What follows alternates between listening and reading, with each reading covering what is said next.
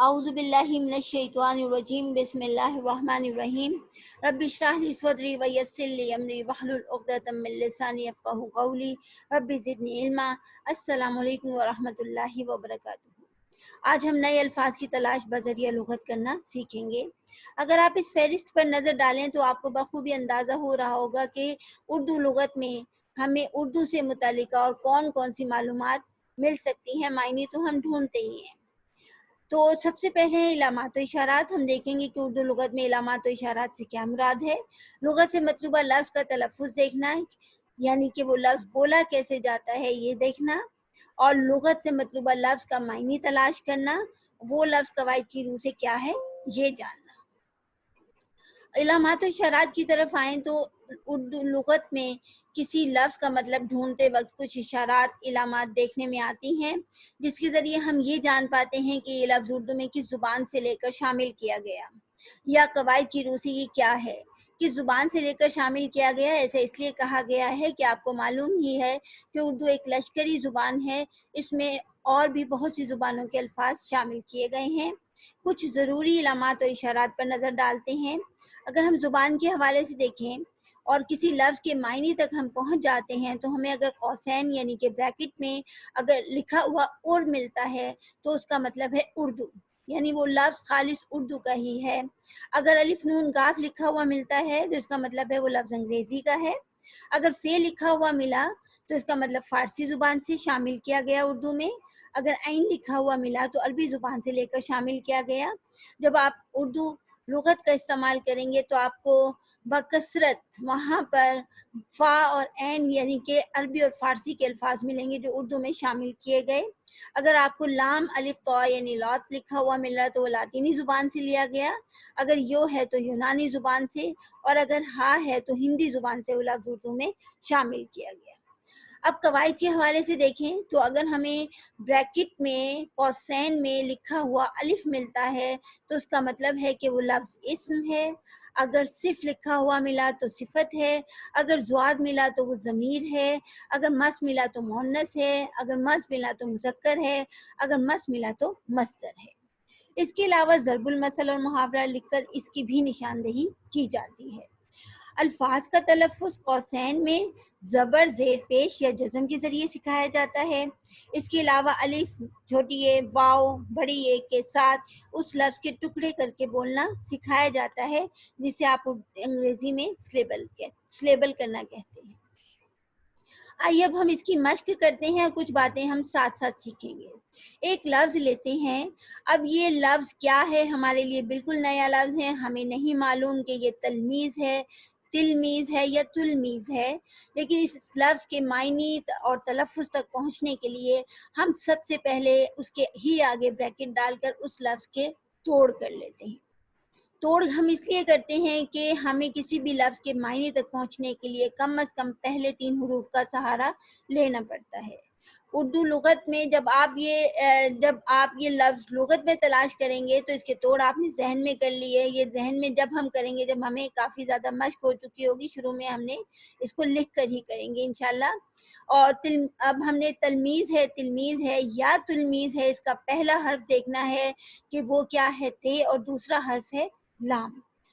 اگر ہم حرف پر جاتے ہیں تے لام پر تو یہ ہمیں بہت آسانی سے اردو لغت میں مل جائے گا۔ اسی طرح سے تحریر ہوتا ہے۔ اس فہرست میں انگلی کو حرکت دیتے ہوئے ہم یہ لفظ تلاش کریں گے، اور اگر الفاظ بہت زیادہ ہوں تو اس لفظ کے تیسرے حرف پر نظر ڈالیں گے، یعنی کہ تیسرا حرف کیا ہے، تے لام کے بعد میم ہے، اس پر حرف پر نظر ڈالیں گے، کیونکہ اردو لغت میں الفاظ حروف تہجی کے لحاظ سے ہوتے ہیں۔ جب ہم تے تک پہنچ گئے تو ساتھ ہی ہمیں نظر آ رہا ہے کہ حروف تہجی کا پہلا حرف الف ہے، تو تے کے ساتھ ہمیں الف لکھا ہوا نظر آ رہا ہے۔ اسی طرح سے ہم تے کے ساتھ بے، پے، تے، ٹے، سے اس طرح کرتے ہوئے میم تک پہنچیں گے۔ ہم یہاں پر آئے، ہم دیکھتے ہیں کہ یہاں پر تے گاف ہے، گاف کے بعد لام آتا ہے، تو تے لام بھی ہمیں مل گیا، لیکن یہ تو الفاظ کافی زیادہ ہیں جو تے لام سے ہی شروع ہو رہے ہیں، لہٰذا ہم اپنے ذہن میں اب تیسرا حرف یعنی کہ میم رکھیں گے۔ हम जब आगे चलते गए फहरिस्त पर नज़र डालते गए और यहाँ पर आपको एक और बात भी बताती चलूँ कि यहाँ आप देख रहे हैं कि तेल आम लिखकर निशानदही की गई है कि इस सफ़े पर मौजूद अल्फाज जो हैं वो तेल आम से शुरू हो रहे हैं। अगर आप यहाँ पर भी नज़र डाल लें तो आपको मालूम हो जाता है कि आप पहले 2 हरूफ पता चल जाते हैं कि आप को जिस लफ्ज़ की तलाश है उसके पहले 2 हरूफ यहाँ पर मौजूद हैं या नहीं। आपने देखा कि यहाँ पर तेल आम के बाद सीन है, फिर तोय आ रहा है नज़र, फिर गैन नज़र आ रहा है, फिर हमें यहाँ पर फे नज़र आता है। इसी तरह से अलिफ हरूफ तहज्जी के हिसाब से हम देख रहे हैं कि तेल आम मीम तक भी हम पहुँच गए हैं। और ये क्या, हमें तो वो लफ्ज़ मिल गया जिसकी हमें तलाश थी। तो जनाब जो लफ्ज़ हमें नया लफ्ज़ था हमारे लिए, तो ये है तलमीज़। अगर आप गौर करें तो ते के ऊपर ज़बर डाल के ते ज़बर लाम तल मीम ज़ेर या मी ज़ाल साकिन तलमीज़ उन्होंने हमें बता दिया है। और यहाँ पर उसका आप देखें कि ब्रैकेट में यानी कौसैन में उसको ते के ऊपर ज़बर डाल के और मीम के नीचे ये ज़ेर डालकर हमें उसको बोलना भी सिखा दिया गया है।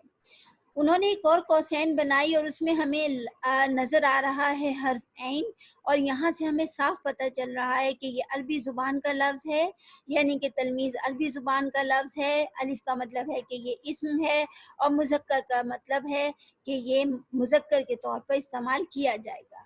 और इसका मायनी क्या है? इसका मायनी है शागिर्द।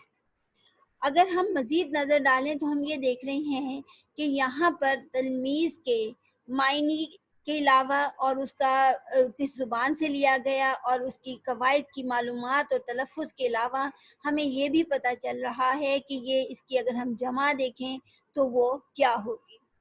इसका मतलब है कि हमें बहुत सी मालूमात मिल जाती हैं उर्दू लुग़त में। आगे देखते हैं। अब पहले हम एक लफ्ज़ की तलाश कर रहे थे, लेकिन हमारे पास कभी एक से ज़्यादा अल्फाज भी होते हैं। अब एक से ज़्यादा अल्फाज हों तो वो या तो मुरक्कब अल्फाज हैं या वो मुहावरा होगा। अगर वो तलाश करना सीखते हैं हम, तो हम ये देखते हैं ये तो बहुत ही आसान है। आइए अब हम अल्फाज का एक मजमूआ लेते हैं। मिसाल के तौर पर हमने एक मुहावरा ले लिया, जाल में आना। अब ऐसी सूरत में ज़ाहिर है कि आप सबसे पहले लफ्ज़ पर यानी कि जाल पर पहुँचेंगे, जो कि आप सीख चुके हैं कि हमने जाल तक कैसे पहुँचना है। हम जीम पर गए और चूँकि हमें जीम के फ़ौरी बाद अलिफ ही दरकार है, तो हम जीम अलिफ तक पहुँच चुके हैं। लेकिन हम ये देख रहे हैं कि यहाँ फ़हरिस्त में जीम अलिफ के बाद अभी हमें लाम नज़र नहीं आ रहा, लिहाज़ा हम अगले सफ़हात पर हरकत करेंगे।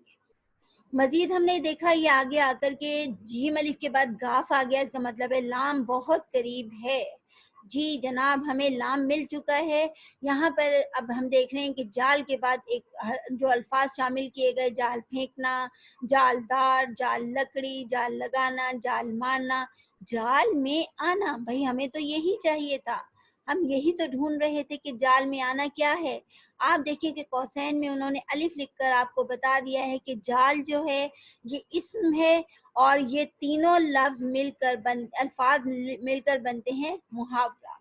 और उसका मायनी हमें बता दिया गया। अब एक मायनी तो हमें बताया नहीं गया। यहाँ पर धोखा खाना भी है, दाम में आना भी है या पकड़े जाना भी है। धोखा खाना यानी किसी ने धोखा दिया तो हम धोखा खा गए। दाम में आना, इसका मतलब यही होता है किसी के काबू में आ जाना। और पकड़ा जाना यानी कि जैसे पकड़े जाते हैं।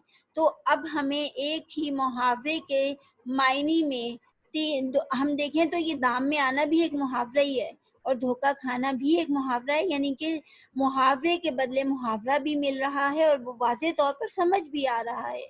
और हमें उसका एक मायने वैसे भी मिल रहा है कि इसका मतलब पकड़ा जाना भी होता है। जैसे पुलिस जो चोर होते हैं वो पुलिस के जाल में आ गए, जाल में फंस गए, तो इसका मतलब क्या है कि वो पकड़े गए। उम्मीद है कि आप ज़रूर इससे मुस्तफ़ीद हुए होंगे जो मैंने आपको सिखाया है। और इसके लिए अब मज़ीद जो दरकार है वो है आपकी मश्क।